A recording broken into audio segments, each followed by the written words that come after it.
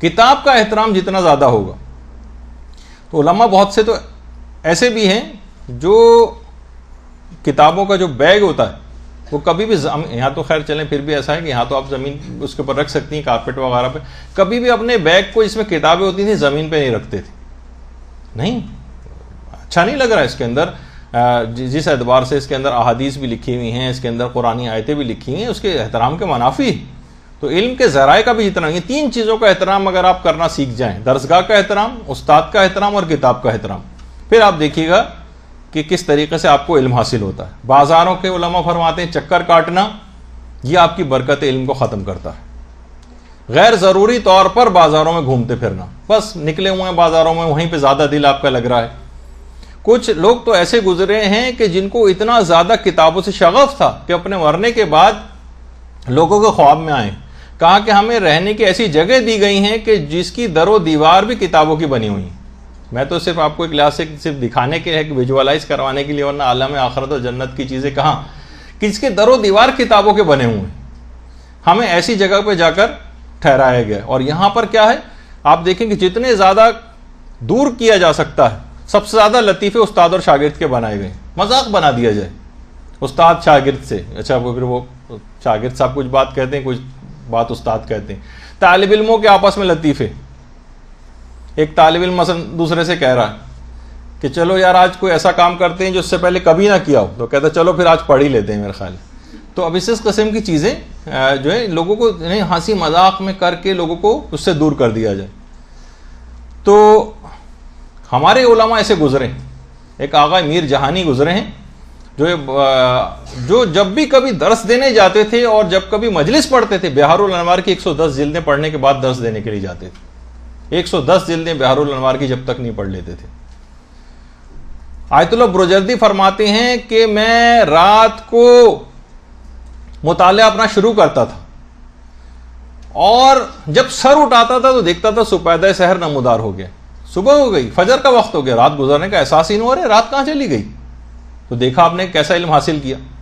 اور آج ہم دیکھتے ہیں کہ حافظہ جو ہے وہ نام کو نہیں, اس وجہ سے کہ مطالعہ بھی نہیں تو حافظہ بھی نہیں. علماء کے نام نہیں یاد ہوتے, کتابوں کے نام نہیں یاد ہوتے. تو جب کتابوں کے نام نہیں یاد ہوگا تو اس میں اس کا متن کہاں سے یاد ہوگا, احکامات شریعت کیسے یاد ہوں گے, اختلاف مراجع مجتہدین کا اختلاف کیسے یاد ہوگا, الفاظ احادیث کیسے آپ کو یاد ہوں گے. تو بہرحال دیکھیے ہر چیز میں آپ کوشش کریں کہ پروردگار عالم ایک للہ ہی ایک نیت کو لے کر آئیں, اللہ کے لیے. کتاب بھی کھولیں اللہ کے لیے, علم حاصل کرنے آ رہی ہیں اللہ کے لیے, بس کے اندر آپ بیٹھ رہی ہیں, وین میں بیٹھ رہی ہیں, نیت کریں, باقاعدہ نیت کو کرنا سیکھیں, نیت کو استحضار کریں, استحضار نیت, دماغ میں نیت کو لے کر آئیں کہ میں کیا کرنے جا رہی ہوں, میں کیوں جا رہی ہوں مدرسے, قربتاً الی اللہ. مدرسے آ رہی ہوں, دروازے کے اندر پاؤں رکھتے وقت بھی قربتاً الی اللہ کی ایک نیت ہو.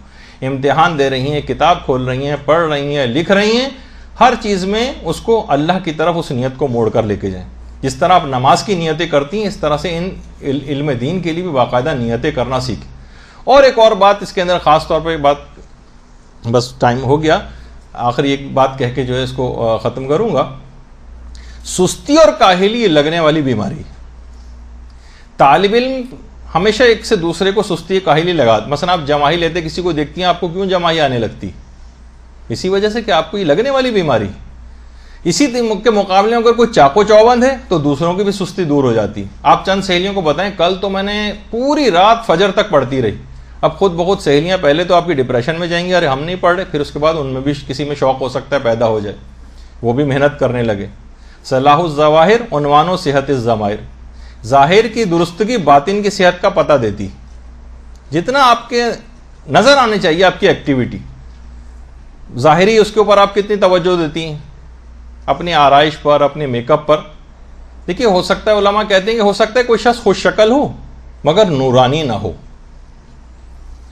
بلال آج آ جائیں, فضہ آج آ جائیں, جون آ جائیں, حاجرہ آج آ جائیں, یہ سارے حبشی تھے, خوش شکل نہیں تھے, لیکن یہ آ جائیں تو نورانیت سے بھرپور ضرور ہیں, چاہے خوش شکل نہیں. جب بھی بلال کی جو سین ہے وہ بھی خدا کے نزدیک شین لکھی جاتی ہے اسی وجہ سے.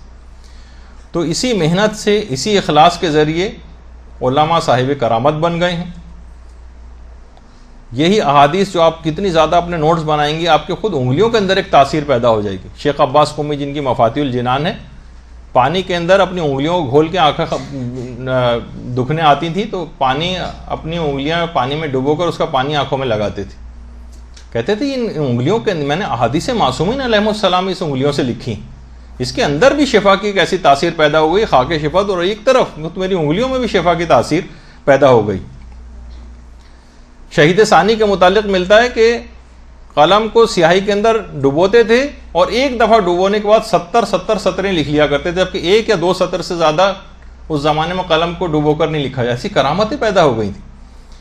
تو بہرحال اب دیکھیے کہ یہ علم ہی ہے اور محنت ہے اور اخلاص ہے جو کہ کسی بھی بلند مقام تک آپ کو پہنچائے گا، ان تمام ذرائع علم کے احترام کے ساتھ جن کا ابھی مختصراً میں نے تذکرہ کیا.